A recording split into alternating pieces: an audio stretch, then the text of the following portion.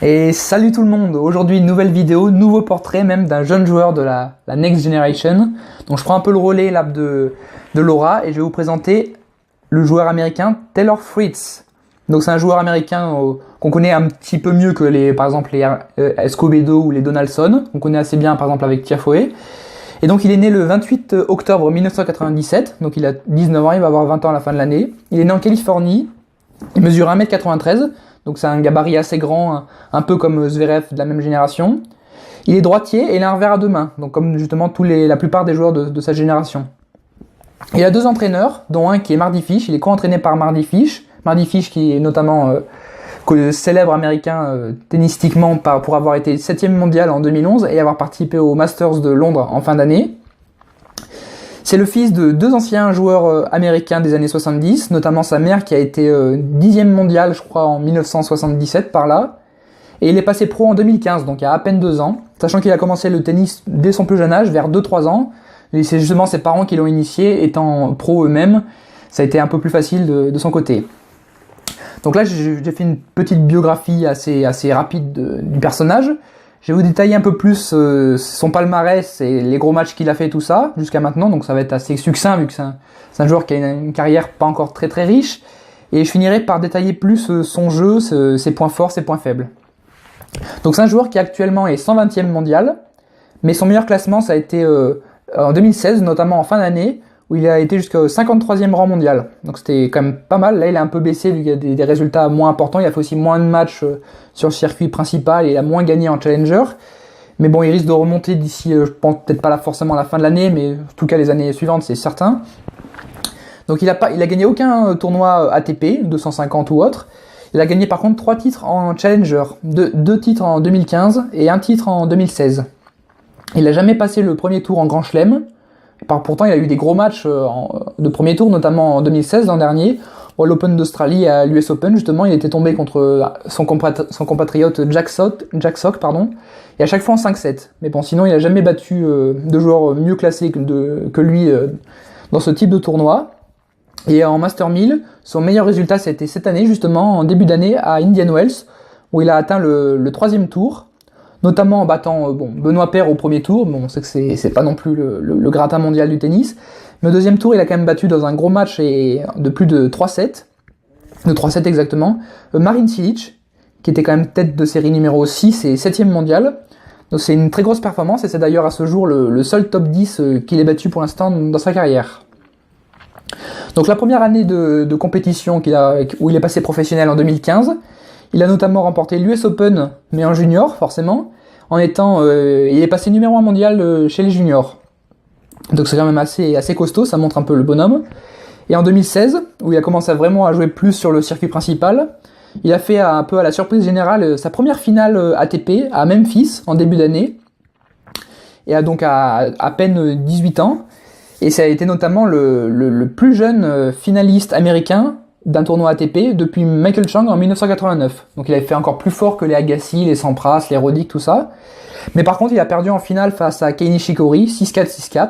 Donc il a quand même résisté, mais bon, c'était peut-être un peu trop haut mentalement, un peu trop de pression de gagner son premier tournoi directement. Mais il a enchaîné pas trop mal ensuite, vu qu'il a fait ensuite un quart de finale à Acapulco, où il a perdu contre Sam Querrey, mais il avait battu notamment Jérémy Chardy, qui était autour de la 30e place mondiale. Certes, c'est pas un très grand joueur, mais sachant que lui était au-dessus de la 100e place mondiale, c'est une bonne performance.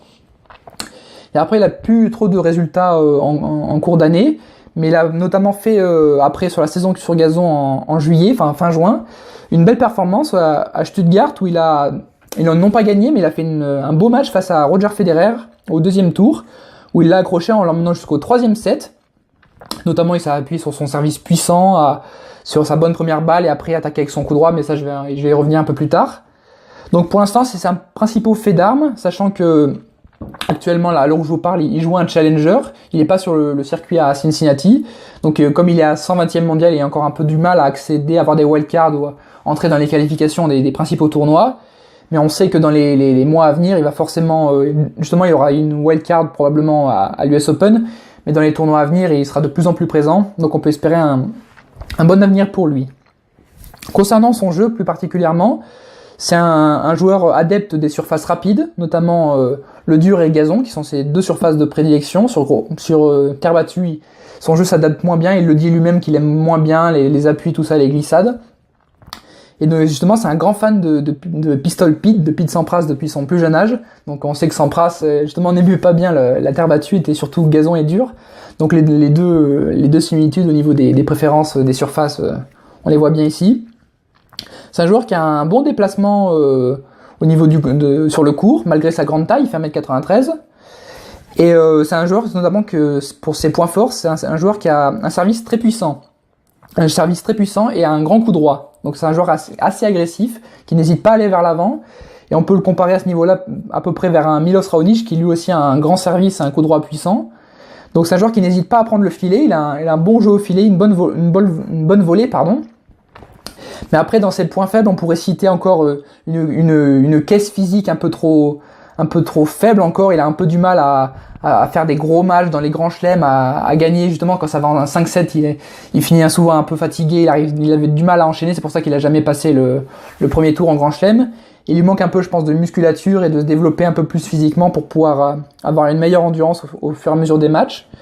Et après, au niveau de ses coups, il a un bon revers, il est assez solide des deux côtés, mais il a un revers peut-être un peu moins bon que son coup droit, qui est peut-être un peu trop friable. Et aussi, il a un retour de service qui est assez mauvais, je dirais pas comme Wawrinkas en rigolant, mais il a un retour de service qui est assez neutre encore, il a du mal à lire le service de l'adversaire, à renvoyer en bloquant, et c'est souvent des retours un peu au milieu du court, sans forcément mettre des zones ou une bonne longueur, donc c'est un peu le retour de service, c'est un point à travailler.